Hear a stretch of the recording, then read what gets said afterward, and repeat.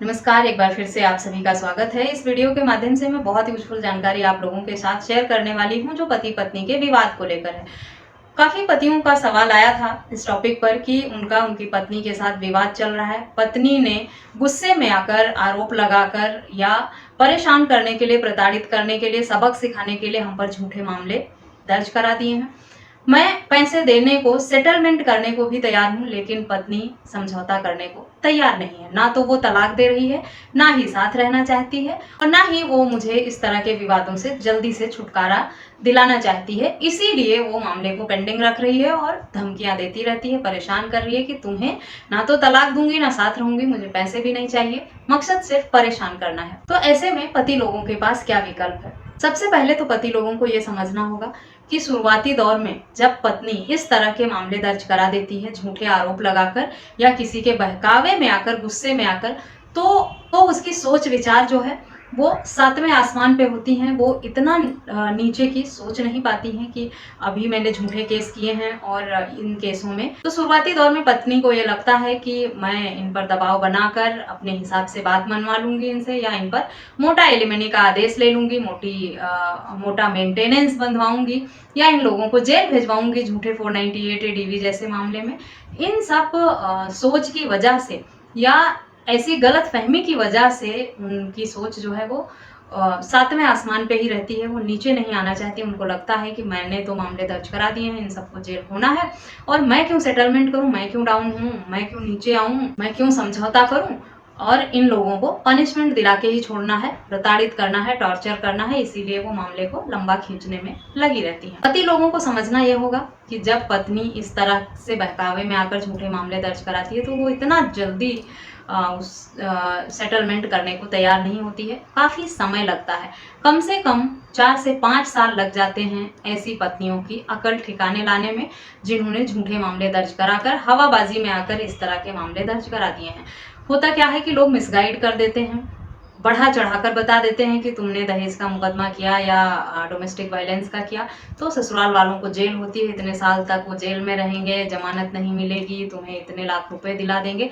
तो ये सब चीज़ें सुनकर पत्नियों को लगता है कि वो सच में जो जो भी उनसे बताया गया है वो सब सही है, और इसी तरह से कोर्ट के फैसले होंगे और ससुराल वालों को सजा मिलेगी, उनको मोटा पैसा मिलेगा। लेकिन जैसे जैसे समय बीतता है, मामले आगे बढ़ते हैं, समय बीतता जाता है, फिर धीरे धीरे पत्नी का मोरल भी डाउन होने लगता है। उसको भी लगता है कि इतना आसान नहीं है पनिशमेंट दिलाना, वो भी झूठे मामलों में। और मेंटेनेंस का आदेश भी अगर पेंडिंग होता रहता है तो वो समझ में उनको आने लगता है धीरे धीरे कि अगर मुझे आगे बढ़ना है, लाइफ में मूव ऑन करना है, तो मुझे भी अब अपना समय खराब नहीं करना चाहिए। कई बार होता है कि पत्नियों को कोई अच्छा लड़का मिल जाता है, वो शादी करना चाहती हैं, लाइफ में आगे बढ़ना चाहती हैं। ऐसी स्थिति में जब उनका समय ज़्यादा लगने लगता है, उनको लगता है ये तो 10-15 साल चलने वाला मैटर है जिस हिसाब से चल रहा है, तो फिर वो डाउन होकर समझौता भी कर लेती हैं। बिना पैसों के भी कई बार वो डाइवोर्स लेकर आगे बढ़ जाती हैं, जब उनको लगता है इससे बेटर ऑप्शन उनके पास है। लेकिन अगर ऐसी कोई जल्दी नहीं रहती है तो उनको नीचे लाने में समय लगता है। इतना आसानी से उनका मोरल नीचे आता नहीं है कि वो कम पैसों में या अपने आप को डाउन करके आपके साथ समझौता कर लें। इसके लिए आपको कुछ सालों तक इंतजार करना पड़ेगा, या फिर दूसरा रास्ता ये बचता है कि आप उन पर काउंटर केस में क्रिमिनल केसेस कर दें। अगर ससुराल वाले घर में घुसकर मार पिटाई किए हैं, धमकी दिए हैं, कुछ लोगों का ये भी रहता है कि घर में हथियार लेकर वो लोग आए थे, गन लेकर आए या लाठी डंडे से मार पिटाई की, सबको धमकी दी, घर के सामान उठाकर, पैसे और जेवर भी पत्नी के जो थे वो सब उठाकर ले गए। तो ऐसे में लूटपाट की या मार पिटाई की, या अगर कई लोग आए थे ग्रुप में, तो डकैती जैसे केसेस भी बन जाते हैं। और इस तरह के जब क्रिमिनल मामले ससुराल वालों के खिलाफ दर्ज होते हैं, तब उन पर दबाव बनता है। उन्हें लगता है कि मुझे भी पनिशमेंट मिलेगी और मुझे भी जेल हो सकती है। तब उन पर थोड़ा डर रहता है, दबाव रहता है अपने जेल जाने का, अपने सजा होने का, इसलिए वो डाउन हो जाते हैं। वैसे नॉर्मल केसेस में इतना आसान नहीं है कि साल 2 साल में आप पत्नी का मोरल नीचे कर लें और उससे सेटलमेंट के लिए तैयार कर लें, या वो आसानी से आपको छोड़ दे। या तो समय के साथ वक्त बीतेगा, 5-6 साल लगेंगे, तब वो अपने आप डाउन होंगी, या फिर क्रिमिनल केसेस अगर उनके परिवार के खिलाफ दर्ज हो गया है, रिश्तेदारों के खिलाफ दर्ज हो गया है, तब उन पर दबाव बनता है और तब उनके डाउन होने की पॉसिबिलिटी बढ़ जाती है।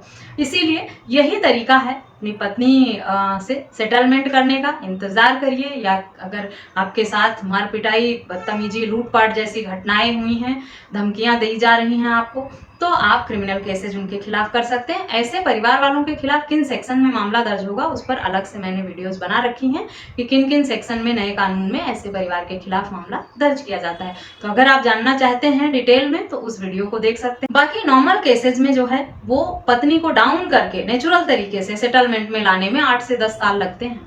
इतना आसान नहीं है तलाक लेना, या इतना आसान नहीं है कोर्ट के फैसले अपने हक में करा पाना। अगर आपके हक पास सारे सबूत भी हैं तो भी आपको काफी साल लगते हैं अपने पक्ष को साबित करने में, तब जाकर कहीं आपके हक में फैसला हो पाता है। तो अगर आपको कोई जल्दी नहीं है तो इंतजार करें, मामले को चलने दें। अगर जल्दबाजी में है तो बाकी जो तरीके आपको बताए गए हैं उनको अपनाकर आप अपने केस को जल्दी क्लोज कराने के लिए एफर्ट कर सकते हैं। आशा करती हूँ ये वीडियो आपके लिए यूजफुल होगी। वीडियो यूजफुल लगी है तो चैनल को सब्सक्राइब करना और अधिक से अधिक लोगों के साथ शेयर करना बिल्कुल भी ना भूलें। इस वीडियो में बस इतना ही, मिलते हैं नेक्स्ट वीडियो में, तब तक के लिए थैंक यू एंड बाय।